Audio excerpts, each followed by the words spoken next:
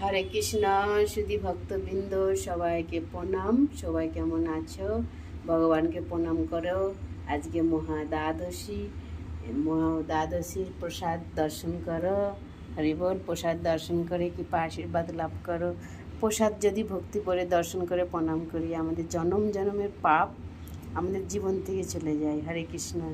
এই হচ্ছে আমার গুরুদেব। আমি ভোগটা প্রথমে গুরুদেবের হাতে অর্পণ করেছি। গুরুদেব তার গুরুদেবকে অর্পণ করেছেন। এরকম করতে করতে গুরু পরম্পরা ধারায় একদম রাধারানীর হাতে পৌঁছে যায়। আর রাধারানীর হাতে ভগবান খায়। হরি বল। হরে কৃষ্ণ। আর কানাইকে দর্শন করো। এটা হচ্ছে শেষাদ্রিপুরমের টোটাল পিকচারটা হচ্ছে শেষাদ্রিপুরম ইস্কন জগন্নাথের পিকচার, খুব সুন্দর।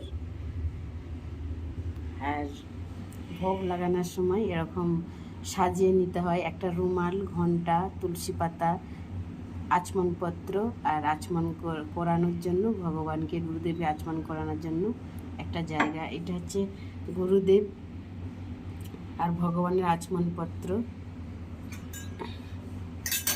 আর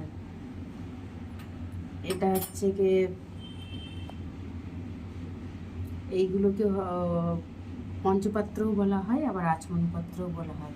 এটাতে ভগবানকে আচমন করানো হয়েছে, গুরুদেবকে আচমন করানো হয়েছে। আর এটা হচ্ছে ভগবানের জন্য আলাদা আচমনপত্র। এটা হচ্ছে গুরুদেবের জন্য আলাদা আচমনপত্র।